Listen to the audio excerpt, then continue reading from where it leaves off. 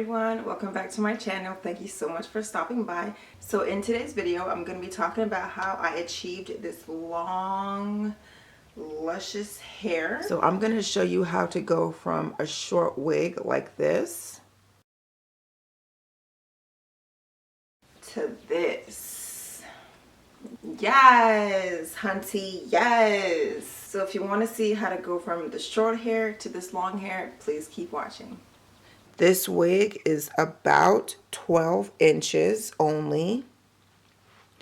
It's very thin. There's not a lot of tracks to it.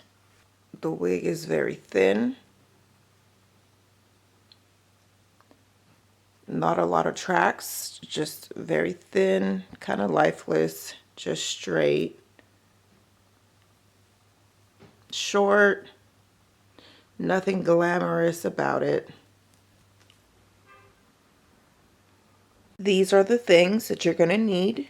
You're going to need scissors to cut the tracks and the thread. Then you'll need the thread, preferably in the same color that the hair is. So my wig is the color 1B, which is off black. So I'm going to be using a black thread so that it matches and camouflages very well. Then you'll need a needle. This is just a regular sewing needle. At the beauty supply store, they do have specific needles for sewing tracks. However, I don't have one of those, and I find these work just fine, so I'm going to go ahead and use them. But the proper needle is a curved one. It's a little bit thicker than this one. This is just a regular sewing needle that you sew clothes with. And of course, you're going to need the actual tracks that you're going to sew onto your wig. So what I have is the color 1B, which matches the color of the wig, so I want it to have a very seamless look to it. So I have 4 different lengths here. I have the 24 inches, 20 inches, 18 inches, 16 inches. So the reason why I'm doing this is because I want a layered look to the wig. This is really good quality hair. If you take good care of it, it can last you over a year. I've had wigs that I've used this hair brand for, and I've had them for over a year. I think I even have one where I've had for close to 2 years now because I take care of it. And, you know, it's an investment. This is expensive, so you want to make sure that you take good care of it. So the brand is Indi Remi by Bobbi Boss. I always get the turquoise and black packaging because I feel this is the best hair that I've experienced, and that's kind of my go-to thing. I love it. This is the wig that I'm going to be sewing the tracks to. This is the packaging that it came in. It's lace front premium Remi hair. It's by Bobbi Boss once again. The name of the wig is called Diamond Rain in the color 1B off black. I've been wearing these types of wigs for about 3-4 years now, and they've done me well. They're beautiful. They're quality. And every time I have the wigs on, I always get tons of compliments on them. So when you get the wig, the inside looks like this. You have the lace part right here. Then you have a comb to the side that you attach to your hair, clip into your hair. Then you have a comb on the other side. And then you have the netting, or I guess the wefts, the tracks of the actual wig. Each one of these is where I'm going to add the tracks to. You have these at the bottom, which helps to adjust the wig to your head size, to your head shape, for a more comfortable fit. Now let's go ahead and begin. So I've gone ahead and started the wig already. I just did about half of it. So now I'm going to kind of show you how I sew the tracks onto each of the wefts of the wig itself.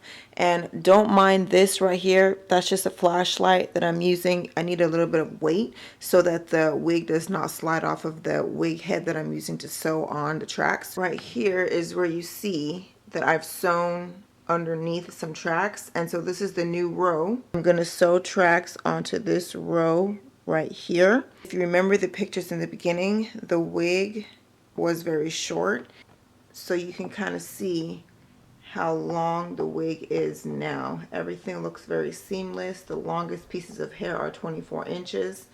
It goes way down there, so you can see the huge difference that sewing tracks onto the wig makes. What you're going to want to do is grab your wefts and measure out the length of that area of the head. So I'm going to start from the side here and measure how long it is.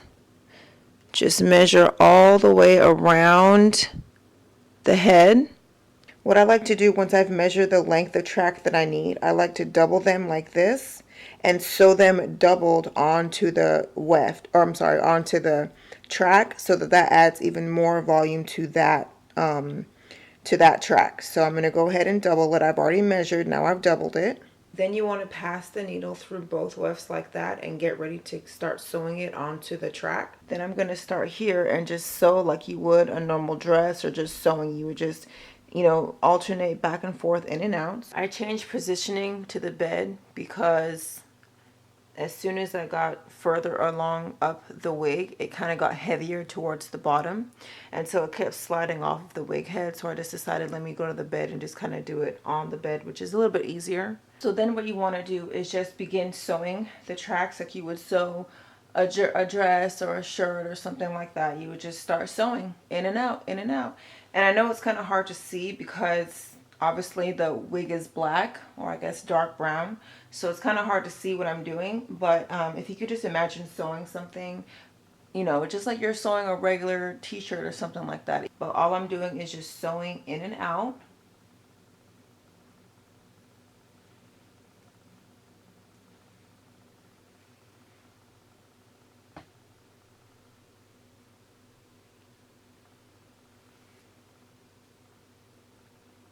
I'm just going underneath the hair, where right before the weft. I'm just going through the hair and then through the track on the wig, and I'm just sewing it just like you would sew, you know, whatever. So just go in and out just like that.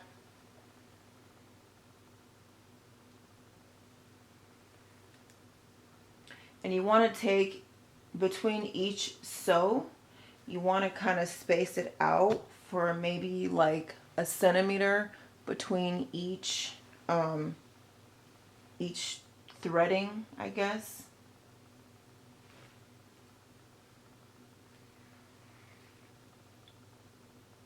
See, I started off here, and then the next one is probably going to be right around here.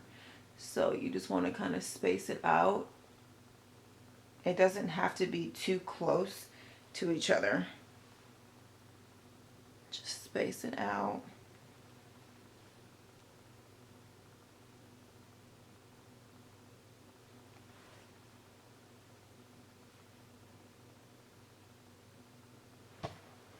See?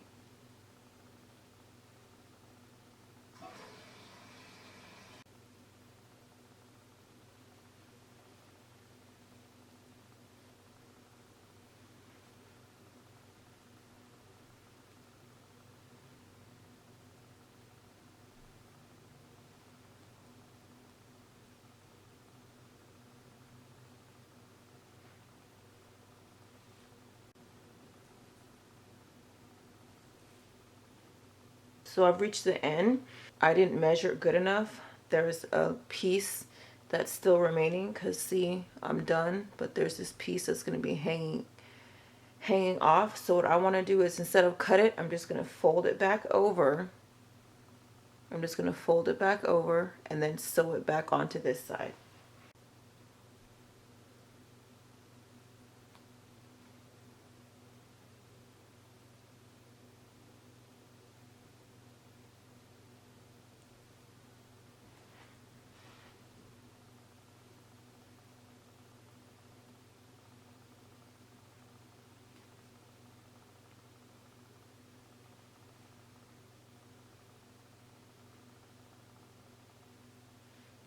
You see that? I just folded it back over and sewed it, and so the needle is still attached to it. So then you just simply cut this little piece off and then thread the needle again, and then add another track to the next row. So you just cut it and move on to the next one. So you see that? That's what it will look like once you finish sewing on the track. You see the spacing between each threading. It doesn't have to be exact, it doesn't have to be precise, just as long as you make sure you do it, you know, just enough space so that it stays on there. And then the end piece where I had too much, see, I just sewed it back over. So the wig itself is a whole lot longer. Look how long that is.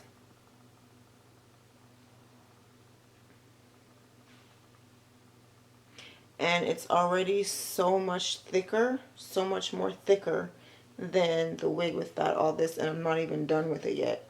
Look how thick it is, and I'm not even done with it yet. See? So you just remove the rubber band or the hair tie here, just take it out. You got the new unsewn pieces, and then you just section off the new row. Just section off the new row.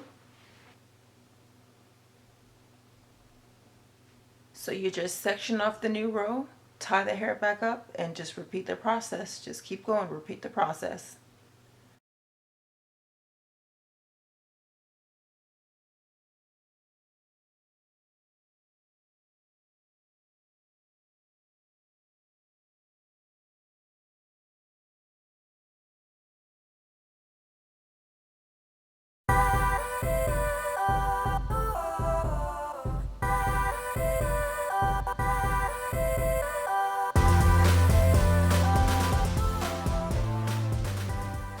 As usual, thank you so much for watching, and please come back in a timely fashion.